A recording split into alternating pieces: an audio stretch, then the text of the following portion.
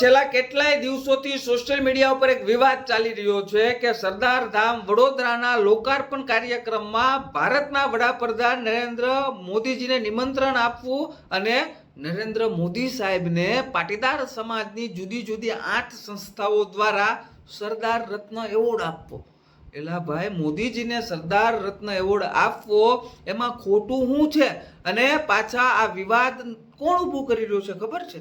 આ કોંગ્રેસીઓને મફતિયા આપ્યા અને એ પણ કયા ખબર? પાછ્યામાંથી અમુક કોંગ્રેસિયા બની ગયા એ અને પાછ્યામાંથી અમુક મફતિયા આપ્યા બની ગયા એ. અને આ કોંગ્રેસીઓને મફતિયા આપ્યાઓ એવું કહે છે કે સરદાર ધામમાં મોદીજીને સરદાર રત્ન એવોર્ડ આપવો એ સરદાર વલ્લભભાઈ પટેલનું અપમાન છે. અને પાછું આ કોંગ્રેસીઓને મફતિયા આપ્યાઓ કારણ શું આપે ખબર? કે અમદાવાદના ક્રિકેટ સ્ટેડિયમનું નામ સરદાર વલ્લભભાઈ પટેલ દૂર કરીને નરેન્દ્ર મોદીજીનું નામ આપવામાં આવ્યું. આ નામાંકરણ કરવામાં આવ્યું અને આની અનુમતિ આપનાર નરેન્દ્ર મોદીજીને સરદાર રત્ન એવોર્ડ કઈ રીતે આપી શકાય? બોલો લ્યો. આવા તો આ લુકેશ મફતિયા આપ્યો અને કોંગ્રેસીઓ તર્ક આપે છે. આવા તર્કથી સરદાર વલ્લભભાઈ પટેલને ચાહનારા કોઈ પણ સરદાર પ્રેમી માણસનું લોહી ઉકળે એ સ્વાભાવિક છે. પરંતુ હકીકત જાણ્યા વગર તમારું લોહી ઉકળે એ ખોટી વાત છે. પહેલા હકીકત તો જાણો, પછી તમને પણ ગર્વ થશે. હું તમને 100% કહું છું કે તમને પણ ગર્વ થશે. સરદાર વલ્લભભાઈ પટેલ સ્ટેડિયમનું નામ બદલવાનો જેમના પર આરોપ મૂકવામાં આવે છે એવા આપણા દેશના વડાપ્રધાન નરેન્દ્ર મોદીજીએ રાજપીપળાની અંદર સરદાર વલ્લભભાઈ પટેલના સ્ટેચ્યુ ઓફ યુનિટીના નિર્માણ દ્વારા વિશ્વના સૌથી ઊંચા 182 મીટરની ઊંચાઈના સરદાર વલ્લભભાઈ પટેલ સાહેબના સ્ટેચ્યુનું નિર્માણ કરીને સરદાર વલ્લભભાઈ પટેલને એની ઊંચાઈ પ્રમાણેનું સ્થાન આપીને સરદાર વલ્લભભાઈ પટેલને સાજે એવી શ્રદ્ધાંજલિ આપી છે. એ આપણે કેમ ભૂલી જઈએ છીએ? કેમ ભૂલી જઈએ છીએ આપણે?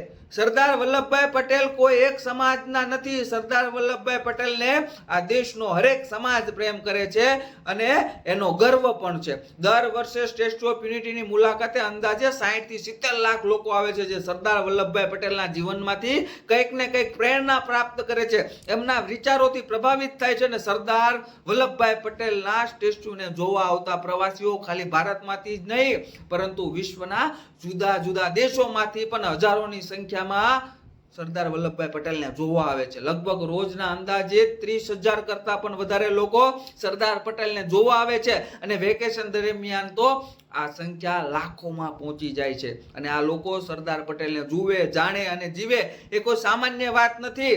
અને હવે આપણે મહત્વની મૂળ મુદ્દાની વાત કરીએ તો ધ્યાનથી સમજજો. સરદાર પટેલ સ્ટેડિયમનું નામ બદલીને નરેન્દ્ર મોદી સ્ટેડિયમ કરવાની વાત ઉપર આપણે જાણીએ તો અમદાવાદ સરદાર પટેલ સ્ટેડિયમ વિશાળ સ્પોર્ટ સંકુલનો એક હિસ્સો છે. 2030ની કોમનવેલ્થ ગેમ્સ અને 2036ની વિશ્વ ઓલિમ્પિક્સ માટે આ સ્પોર્ટ સંકુલને વિકસાવવામાં આવી રહ્યું છે, જેમાં અનેક પ્રકારની વૈશ્વિક રમતો રમી શકાય એવા જુદી જુદી ગેમ્સના મેદાનો તૈયાર થશે. આખી દુનિયા જેને જોવાની હોય અને જેની નોંધ લેવાની હોય એવી વિશ્વ ઓલિમ્પિક માટેના તૈયાર થનાર આ સ્પોર્ટ સંકુલનું નામાંકરણ કરવાનું હતું. જો આ સંકુલને કોઈ મહાનુભાવનું નામ આપવામાં આવે તો સ્વાભાવિક છે કે સરદાર પટેલ સ્ટેડિયમ આ મહાનુભાવના નામના સ્પોર્ટ સંકુલનો એક નાનકડો હિસ્સો બની જાય. સરદારનું નામ ભૂસવા માટે નહીં પણ સરદાર વલ્લભભાઈ પટેલનું નામ મોટું કરવા માટે સમગ્ર સ્પોર્ટ સંકુલને સરદાર વલ્લભભાઈ પટેલ સ્પોર્ટ એન્કલેવ નામ આપવામાં આવ્યું છે. 350 એકર જેવી વિશાળ જગ્યામાં તૈયાર થનાર સરદાર પટેલ સ્પોર્ટ એન્કલેવના એક નાના હિસ્સા સમાન સરદાર પટેલ ગુજરાત સ્ટેડિયમને લોકો મોટેરા સ્ટેડિયમ તરીકે જ ઓળખતા. સરદાર પટેલ સ્ટેડિયમના નામે જે સ્ટેડિયમ ઓળખાય છે નવરંગપુરામાં આવેલું છે અને એનું નામ આજે પણ સરદાર પટેલ સ્ટેડિયમ જ છે. જ્યારે બંધારણની રચના થઈ ત્યારે બંધારણની કલમ 370 દ્વારા જમ્મુ કાશ્મીરને અલાયદો દરજ્જો આપવાની વાતનો વિરોધ આ લોહ પુરુષ સરદાર વલ્લભભાઈ પટેલે કરેલો. એ ઇતિહાસને જાણનાર સૌ કોઈ સમજે છે. પરિસ્થિતિ અનુરૂપ જ્યારે જમ્મુ કાશ્મીરને અલગ દરજ્જો આપવો જ પડ્યો ત્યારે સ્થાયી નહીં પણ અસ્થાયી હોય એવી વ્યવસ્થા પણ સરદાર સાહેબે કરાવેલી. નરેન્દ્ર મોદીજીને તમે ગમે તેવા સમજો પણ નરેન્દ્ર મોદીજી ગમે તેવા હોય પણ બંધારણની કલમ 370માં બદલાવ કરવાનું સરદાર સાહેબના સપનાનું કામ એમણે જ કર્યું છે. તો એમને સરદાર રત્ન એવોર્ડ આપવો એમાં ખોટું શું છે ભાઈ? હવે બીજી મારે આ કોંગ્રેસિયાઓને અને મફતિયા આપ્યાઓને એ વાત કરવી છે કે લા કોંગ્રેસિયાઓ તમે તો સરદાર પટેલ સાહેબનું અપમાન કરવામાં ક્યાંય બાકી નથી રાખ્યું. સરદાર સાહેબને વડાપ્રધાન બનાવતા અટકાવનાર કોણ એ આખો દેશ જાણે છે.